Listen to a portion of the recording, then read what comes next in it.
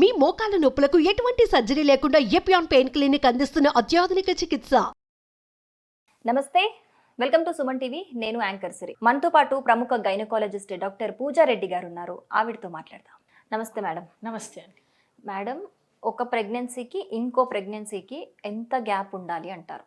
ఐడియల్గా అయితే ఒక డెలివరీ అయిన తర్వాత బాడీ మళ్ళీ రికవర్ అయ్యి ఇంకొక బేబీని మోయడానికి డెలివరీ చేసుకోవడానికి రెడీ అవ్వాలి అంటే మనకి 2 to 2.5 years అన్నా పడుతుందండి.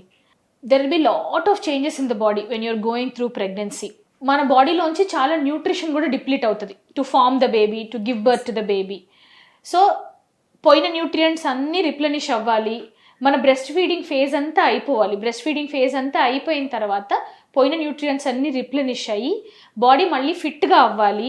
డెలివరీ టైంలో, ప్రెగ్నెన్సీ టైంలో ఎక్స్పాండ్ అయిన యూట్రస్ అవన్నీ మళ్ళీ కాంట్రాక్ట్ అయ్యి నార్మల్ సైజుకి వచ్చి మదర్ ఫిజికల్గా, మెంటల్గా, ఎమోషనల్గా ఎప్పుడైతే రెడీ అవుతారో that would be the best time to plan for another child. ఈ చేంజెస్ అన్నీ జరగాలి అంటే కనీసం 2 to 2.5 years అనేది పడుతుందండి మనకి. కొంతమందికి ఏంటంటే ఇంకెక్కువే పట్టచ్చు. మనకి ఇప్పుడు ఇంట్లో హెల్ప్ లేరు, ఎక్స్ట్రా ఎవ్వరు లేరు, nuclear family, only wife, husband, చైల్డే ఉంటున్నారు, బేబీకి చూసుకోవడానికి ఎవ్వరు లేరు. ఇలాంటి వాళ్ళల్లో ఏంటంటే ఇంకొంచెం ఎక్కువ గ్యాప్ తీసుకుంటేనే బెటర్ మనం. ఎందుకంటే mother should be mentally also ready. And ఇప్పుడు most of the mothers are working mothers. So ఇలాంటి వాళ్ళు ఏంటంటే ఫైనాన్షియల్గా కూడా రెడీగా ఉండాలి, ప్రొఫెషనల్గా కూడా రెడీగా ఉండాలి to take another break, to take care of another child. So తొందరగా బేబీస్ని కంటే ఏంటంటే మెంటల్ హెల్త్, ఫిజికల్ హెల్త్ రెండు ఎఫెక్ట్ అవ్వచ్చు. For the kind of pressure we have in today's society, it is always better to take good amount of gap between 2 pregnancies. మీరేమో 2 years అంటున్నారు.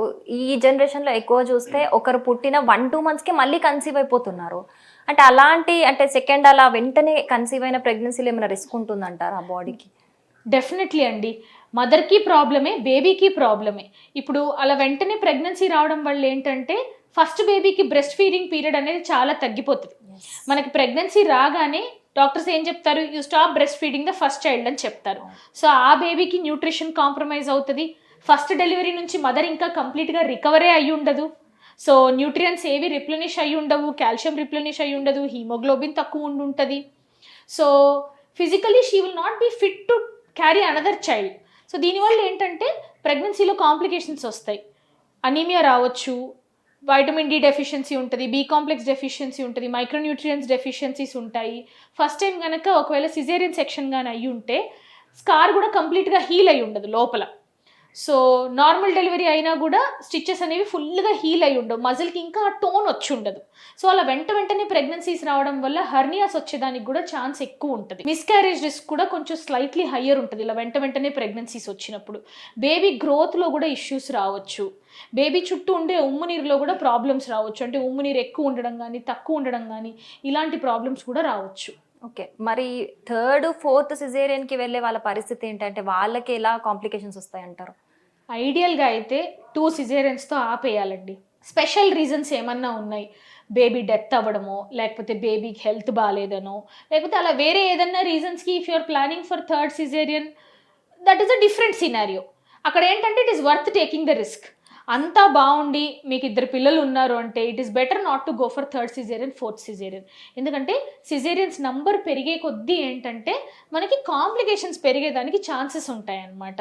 ఇప్పుడు 2nd caesarean is little better than 3rd caesarean. 4th caesarean చేయడం ఇంకా కష్టం. లోపలంతా అతుకుల్లాగా ఏర్పడి పేగులు, bladder, uterus ఒకదానికొకటి అతుక్కొని ఉండి సర్జరీలో కాంప్లికేషన్స్ రావచ్చు. సో అందుకని 3rd సిజేరియన్, 4th సిజేరియన్కి వరకు వెళ్లకుండా చూసుకోమని చెప్తాం వీలైనంత వరకు. Okay, thank you so much.